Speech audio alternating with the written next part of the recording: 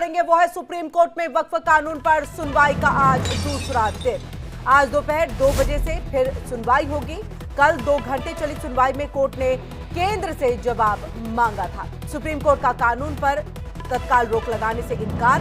इसी के साथ देखिए कि हिंसक प्रदर्शनों पर कोर्ट ने चिंता जाहिर की थी। तो वक्फ संशोधन कानून पर आज सुप्रीम कोर्ट में दूसरे दिन की सुनवाई होनी है और इस कानून के खिलाफ सुप्रीम कोर्ट में तकरीबन 100 से ज्यादा याचिकाएं लगाई गई हैं। कल 2 घंटे चली सुनवाई में कोर्ट ने केंद्र से जवाब मांगा, तो वहीं कानून के रोक लगाने पर फिलहाल इनकार कर दिया है, यानी कि तत्काल प्रभाव से रोक नहीं लगाई जाएगी। इसी के साथ देखिए CJI Sanjiv Khanna, justice PV Sanjay Kumar, justice KV Viswanathan की बेंच मामले पर सुनवाई कर रही है।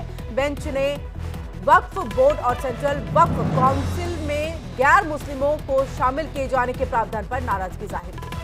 और ज्यादा जानकारी के लिए हम सीधे रुख करेंगे अपने लीगल एडिटर आशीष सिन्हा का। आशीष, कल तकरीबन 2 घंटे जो है इस पर जिरा चली, इस पर जो है पक्ष विपक्ष की तरफ से अपने अपने तर्क रखे गए। इस बीच में केंद्र से जवाब मांगा गया है और आज लगभग यही लगता है कि जवाब दाखिल किया जाएगा केंद्र की तरफ से। नहीं, देखिए, केंद्र को नोटिस जारी नहीं हुआ और केंद्र सरकार जो है वो जवाब भी दाखिल नहीं करेगी। दरअसल कल मामले की सुनवाई के दौरान जब एक ऐसा मोड़ आया जिसमें सुप्रीम कोर्ट ने कहा कि हम अंतरिम आदेश जारी कर रहे हैं, तब केंद्र सरकार ने ये कहा, सॉलिसिटर जनरल तुषार मेहता ने, कि अभी हम अपनी बातों को पूरी तरह से नहीं रख पाए हैं और चूंकि कोर्ट अंतरिम आदेश जारी कर रहा है, ऐसे में हमें अपनी बातों को रखने का मौका दिया जाए। और केंद्र की तरफ से ये भी कहा गया कि चूंकि 7 बीजेपी शासित जो राज्य हैं वो भी सुप्रीम कोर्ट आए हैं, उनके भी वकील इस समय मौजूद हैं, चाहे रंजीत कुमार हो चाहे दिनेश त्रिवेदी हो, उन्हें भी अपनी बातों को रखने का मौका दिया जाए। कोर्ट ने जब दूसरे पक्ष से पूछा तो उन्होंने भी रजामंदी जाहिर की। दूसरे पक्ष से कपिल सिब्बल और अभिषेक मनु सिंघवी ने कहा कि जब केंद्र और राज्य सरकारों की तरफ से अपनी बातों को रख लिया जाएगा तो 10-10 मिनट का समय उन्हें भी दिया जाए अपनी बहस को जारी रखने के लिए, यानी उनके बहस पर अपना पक्ष रखने के लिए। अब सबसे अहम ये है, देखिए, एक तो तय मान के चलिए किरण की आज सुप्रीम कोर्ट अंतरिम जो आदेश है वो जारी कर रहा है। दूसरी सबसे अहम बात कि 2 ऐसे प्रावधान हैं जिस पर सुप्रीम कोर्ट को जो नागवार गुजरे हैं। पहला ये कि जो गैर मुस्लिमों की एंट्री की गई है वो सुप्रीम कोर्ट हो सकता है, कल उसने संकेत दिया था कि हम इस पर रोक लगा सकते हैं। दूसरी सबसे अहम बात की जो वक्फ बाय यूजर की जो प्रॉपर्टी है उस पर सुप्रीम कोर्ट ने कल ये संकेत दिया था सुनवाई के दौरान कि जिन प्रॉपर्टीज पे ट्रिब्यूनल का फैसला आ चुका है या जिन प्रॉपर्टीज पर कोर्ट का फैसला आ चुका है उसे सरकार डी नोटिफाई नहीं करेगी वक्फ बाय यूजर में।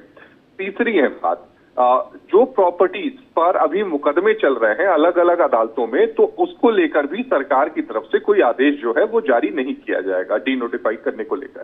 पर ये जो मेन 3 पॉइंट्स हैं उन पर पेच फंसा हुआ है, लेकिन 2 अहम पॉइंट हैं। पहला कि जो 2 गैर मुस्लिमों को शामिल किया गया है और दूसरा वक्फ प्रॉपर्टीज है उनको लेकर क्या कुछ सुप्रीम कोर्ट कहता है।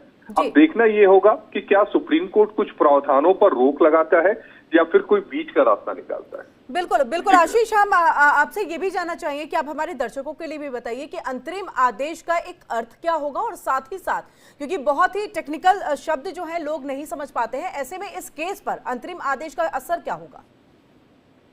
देखिए, ये असर बहुत बड़ा होने जा रहा है, क्योंकि अगर आप पूरे नए 2-3 जो बातें जिन पर सुप्रीम कोर्ट अंतरिम आदेश यानी अंतरिम रोक लगाने की बात कह रहा है, ये अपने आप में बहुत बड़ी बात है। अगर लगा देता है सुप्रीम कोर्ट तो यहाँ पर केंद्र सरकार की सुप्रीम कोर्ट में एक बड़ी हार होगी। 12 अंतरिम आदेश का मतलब यह है कि जब तक पूरे मामले की सुनवाई जो है वो खत्म नहीं हो जाती या फिर सुप्रीम कोर्ट अपने आदेश को पर जो रोक लगाई है उसे विकेट नहीं कर लेता, यानी हटा नहीं लेता, तब तक ये आदेश प्रभावी रहेगा।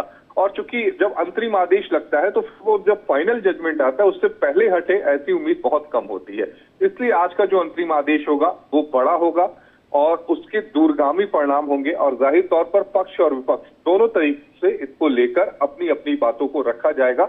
सभी कोई अपने ही चश्मे से सुप्रीम कोर्ट के अंतरिम आदेश को देखेगा, पढ़ेगा और बताएगा भी। जी बिल्कुल आशीष, आज केंद्र की तरफ से, क्योंकि अंतरिम आदेश का लगाने का सुप्रीम कोर्ट ने मन बना लिया था, ऐसे में केंद्र की तरफ से कहा गया कि हमें भी अपनी बात को, जैसा आपने जानकारी भी दी है, आज अपनी तरफ से पक्ष में क्या कुछ केंद्र सरकार की तरफ से जो है वो रखा जा सकता है सुप्रीम कोर्ट के अंदर?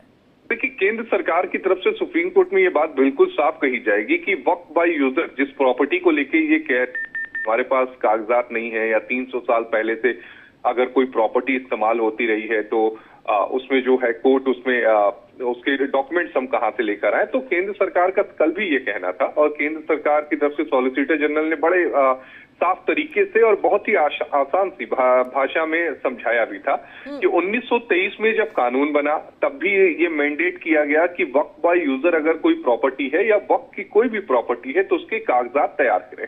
उस समय भारत आजाद नहीं हुआ था, ब्रिटिश काल था।